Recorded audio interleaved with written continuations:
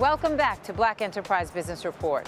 We all know someone who's been impacted by the foreclosure crisis in this country. But HUD Secretary Shaun Donovan says the government's here to help.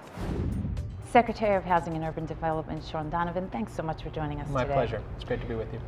Okay, so this is an endless conversation you're having about the mortgage crisis, everything that came before it, everything that's come since. It's such an emotionally charged issue still. There are some bright spots. Let's talk about recent measures that are being put into place to help repair the mess. Well, maybe the two most important things you look at. One is how many people are losing their homes, how many people are in real distress, particularly in the African American community where so much of the problem lending was targeted at African Americans. The number of families that are actually falling into foreclosure is down by more than half. We've helped almost 6 million families get their loans modified to be able to stay in their home. So that's important. There's still so much more work to do. Let's talk about those things. Yep. What have you done specifically, and what sorts of bumps have you seen starting to happen? Well, perhaps most importantly, we reached just a few months ago a record settlement with the largest mortgage servicers. All of your viewers have heard about the terrible things that servicers did to take advantage of families, the robo-signing, also all of the lost paperwork, foreclosing while you're talking to somebody about helping them keep their home, all of those abuses. Ineptly handled mortgage more than lending inept, practices. honestly, right. What we found in many cases. And you're talking about this $25 billion settlement. We went after them. We reached a $25 billion agreement. It's the largest federal state settlement in the history of the country. And anybody who's watching who wants to know, am I eligible, can I get help? There is help out there. They should call the HOPE hotline, which is 888-995-HOPE.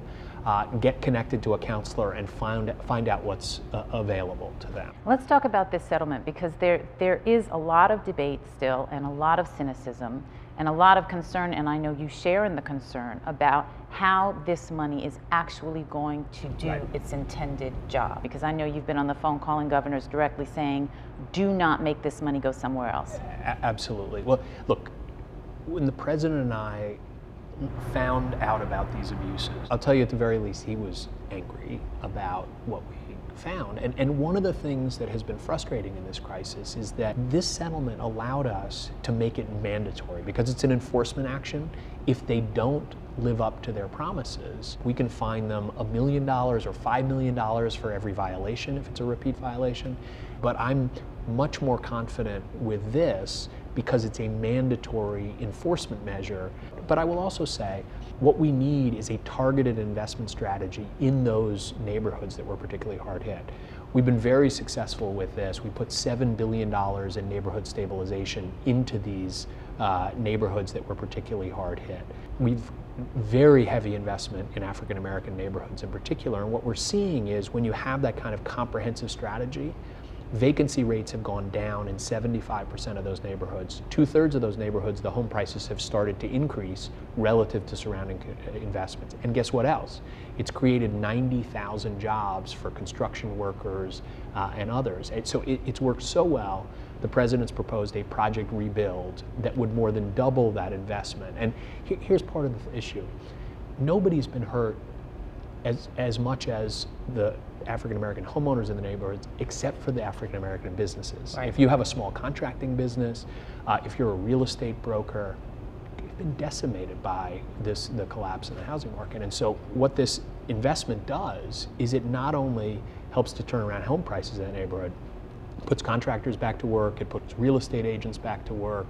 That's a key part of a strategy to grow African-American business in the communities as well. There's so much emphasis on the predatory lending practices, but there are millions and millions of people, African Americans, who have been doing all the right things and who have been keeping up with their loans, in some cases even where they were predatory. Is anything being done to make life easier for those people so that they don't fall under the line? Yeah, absolutely. And look, this is why the president, when he stood up in front of the American people at the State of the Union address, he said, we have to give every responsible homeowner who's doing the right thing the ability to benefit from these record low interest rates. Traditionally, we've got the lowest interest rates in 50 years. Traditionally, you'd see a huge benefit from refinancing, but because so many families, particularly African Americans, are underwater, they're not benefiting in that way. But we need Congress to act to finish the job. There's one piece, which is homeowners who've gotten a lot of the predatory loans were not Fannie Mae or Freddie Mac or FHA. They were these private label securities loans, or they were loans that are in the portfolios of the banks. Those loans we need to be able to refinance.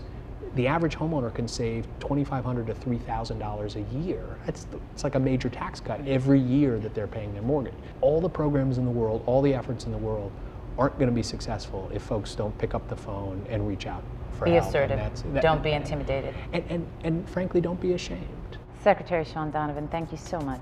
My pleasure. Up next on Black Enterprise Business Report. Our Entrepreneur of the Week reveals the secret to sustaining a family-owned business after the break.